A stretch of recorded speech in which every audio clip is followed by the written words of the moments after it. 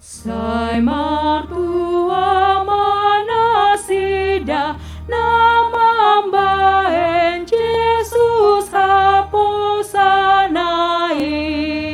autung sura Olohita Jesus ibain parsigantung atai oleh Jesus sai patugu di paporangan asa dapet di ujungna amonangan. Selamat pagi Bu Bapak Saudara-saudara, kita bertemu kembali di dalam pembacaan firman Tuhan dan juga renungan harian kita pada hari Selasa tanggal 15 Juni 2021. Dan terimalah salam kami. Kasih karunia dan damai sejahtera yang daripada Allah Bapa menyertai kamu sekalian. Amin. Ayat harian kita hari ini, Selasa 15 Juni 2021, diambil dari Galatia 6 ayat 1. Saudara-saudara, kalaupun seorang kedapatan melakukan suatu pelanggaran, maka kamu yang rohani harus memimpin orang itu ke jalan yang benar dalam roh lemah lembut, sambil menjaga dirimu sendiri, supaya kamu juga jangan kena pencobaan. Demikian firman Tuhan. Apa yang terjadi dalam kehidupan kita ketika kita mengetahui jika seseorang berbuat salah atau dosa? Kemungkinan besar yang terjadi adalah pasti menyalahkan orang tersebut, dan bahkan sering kita jatuh kepada penghakiman. Sama seperti yang terjadi dalam bulan-bulan terakhir ini, kejadian yang di Palembang ya, tentu Amang dan Inang, saudara-saudara masih mengingat seorang ayah di tengah kekalutannya oleh karena laporan seorang istrinya di rumah sakit, oleh karena seorang perawat yang katanya tidak melalui SOP dalam membuka bekas infus dari anaknya yang dirawat di sana beberapa hari. Dan oleh karena mungkin kelalaian kecil ataupun kesalahan kecil dari seorang perawat itu, si ayah langsung geram, bahkan marah-marah, memaki, memukul, bahkan dengan arogan dia menyakiti dan melukai seorang perawat. Apa yang hendak kita katakan di sana? Padahal sebenarnya masih banyak cara komunikasi yang baik yang bisa dibangun oleh seorang ayah dan seorang ibu.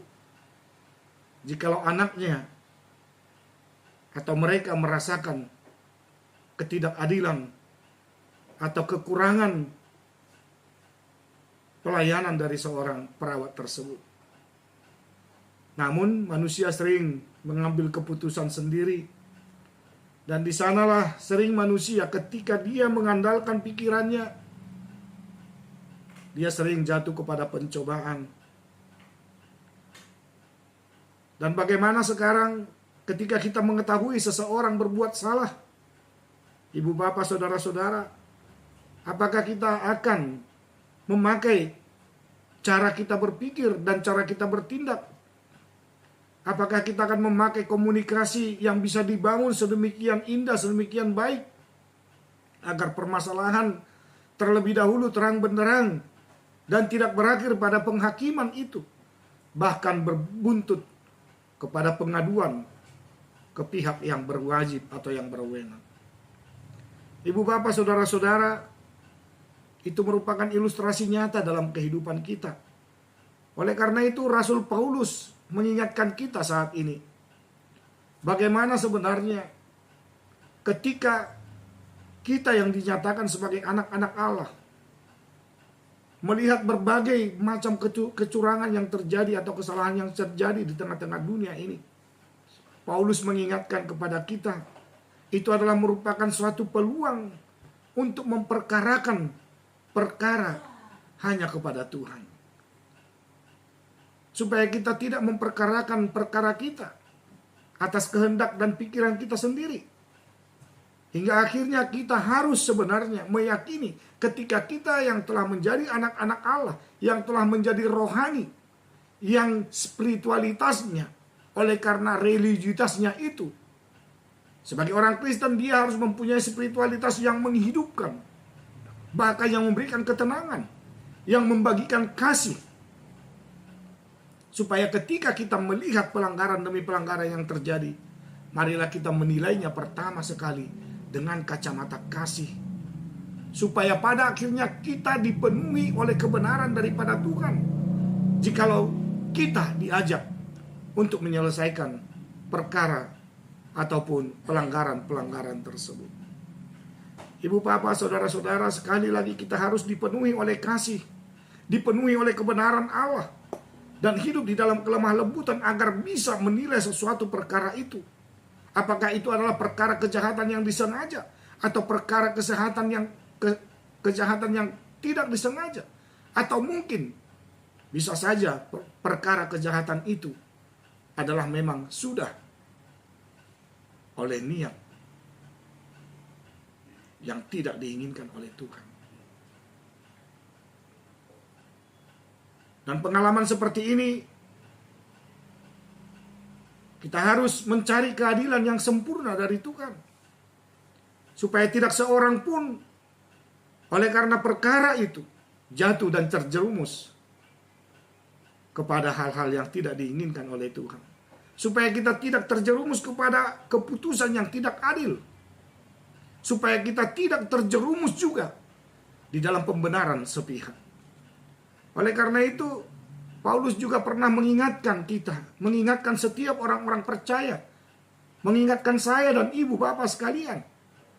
Jikalau seseorang di antara kita, sebagai orang Kristen, sesama Kristen, mempunyai perkara di dalam hidupnya terhadap saudaranya yang lain, janganlah membawa perkara itu kepada orang di luar komunitas kita sebagai orang-orang Kristen. Paulus menyayangkan sikap orang Kristen yang berperkara oleh karena kesalahan, tidak menyelesaikannya secara rohani. Dan inilah yang dikatakan kepada kita, selesaikanlah perkara itu secara rohani. Selesaikanlah perkara itu di dalam nama Allah. Selesaikanlah perkara itu juga di dalam kasih setia, kelemah lembutan, dan juga di dalam keadilan. Karena kehidupan kita sebagai orang Kristen sudah tertata dan ditata oleh Tuhan, adalah kehidupan yang rapi, kehidupan yang mengagungkan perbuatan-perbuatan kasih daripada Tuhan. Dan sebagai orang Kristen tentunya kita yang telah menerima Roh Allah, Roh Kudus itu, kita harus hidup di dalam buah-buah Roh Kudus seperti yang tertulis dalam Galatia pasal 5 ayat 22 sampai 23 itu. Karena itu bukan hanya slogan belaka. Namun itu adalah tuntunan kehidupan kita supaya kita tidak jatuh kepada penghakiman atas orang lain. Ibu bapak saudara-saudara, firman Tuhan kali ini mengingatkan kita supaya kita tetap memimpin kehidupan kita. Kita harus sanggup memimpin kehidupan kita di dalam kehidupan roh. Kita harus sanggup mempunyai hikmat dan kebijaksanaan daripada kuat kuasa Tuhan melalui roh itu. Dan kita harus mengatakan hal yang benar menjadi benar, dan yang salah harus tetap menjadi salah. Dan sekali lagi, jangan karena kita salah memandang, salah melihat, salah memberikan tanggapan, kita jatuh kepada pencobaan yang sama. Kita akhirnya terjerumus kepada kesalahan yang sama tadi. Kita terjerumus kepada pelanggaran-pelanggaran yang tidak disukai oleh orang-orang lain. Oleh karena itu, tetaplah menjaga diri kita di dalam kasih setia daripada Tuhan, Tetaplah menjadi orang-orang yang penyayang dan penyabar. Sikapilah setiap perkara dan pelanggaran itu adalah untuk memampukan kita, ibu bapak, saudara-saudara, lebih mengerti lagi kasih yang daripada Tuhan. Karena itulah yang akan menuntun kita untuk membangun karakter iman, serta perbuatan kita dipenuhi oleh damai sejahtera yang daripada Tuhan. Supaya iman kita tidak sakit, tetapi iman kita tetap sehat. Pikiran kita tetap sehat, jiwa kita tetap sehat, dan tubuh kita tetap sehat. Jauhkan dirimu dari perkara-perkara yang menghakimi. Jauhkan dirimu juga dari perbuatan-perbuatan yang tercela. Sebab di mana ada sifat-sifat rohani yang baik, disitulah kuat kuasa Tuhan akan memberikan jaminan kesejahteraan dan keselamatan bagi kita. Kami tetap mengingatkan ibu bapak, saudara-saudara, ini masih dalam pandemi, dan mari kita berdoa. Banyak lonjakan yang terjadi di beberapa daerah, di Sumatera dan juga di daerah Jawa, bahkan di daerah-daerah lain. Kita harus tetap bersikukuh untuk menyerahkannya kepada Tuhan. Jangan mempersalahkan siapapun karena pandemi ini. Jangan mempersalahkan vaksin. Jangan mempersalahkan pemerintah, jangan mempersalahkan aparat desa, kepolisian, dan lain sebagainya. Tetapi lihatlah, jikalau engkau melihat situasi COVID ini sebagai sesuatu yang harus kita perkarakan kepada Tuhan, lipat tanganmu, tutup matamu, dan berkomunikasilah dengan Tuhan, supaya kita tetap di dalam kewaspadaan untuk menjauhkan diri kita, bahkan tidak menularkan penyakit kepada siapapun. Salam sehat, Tuhan Yesus memberkati. Horas, kita berdoa. Terima kasih Bapa di sorga, kami telah mendengar firman-Mu melalui apa yang dikatakan oleh Rasul Paulus kepada jemaat di Galatia. Mampukan kami Tuhan untuk tetap hidup di dalam kebenaran firman-Mu. Jikalau kami melihat sesuatu perkara atau pelanggaran, janganlah kami jatuh kepada pencobaan oleh karena perkara itu. Tapi kami harus yakin dan percaya setiap pelanggaran dan perkara yang terjadi di tengah-tengah dunia ini, terlebih dahulu kami akan memperkarakannya kepada Tuhan atau meminta pendapat kepada Tuhan apakah sebenarnya yang harus kami lakukan. Terima kasih Tuhan, petunjuk dari Tuhan akan menjadi pelita dan terang bagi jalan kami, supaya pada akhirnya kehendak Tuhan yang terjadi di tengah-tengah dunia ini, terutama juga dalam kehidupan kami, orang yang beriman kepadamu. Sertai kami Tuhan dalam setiap langkah kami. Lalukanlah pandemi COVID-19 ini dari muka bumi ini, secara khusus dari Indonesia, dan juga dari jemaat-jemaat Tuhan. Kami puji nama-Mu senantiasa dalam hidup kami. Sertai kami dalam beraktivitas satu hari ini.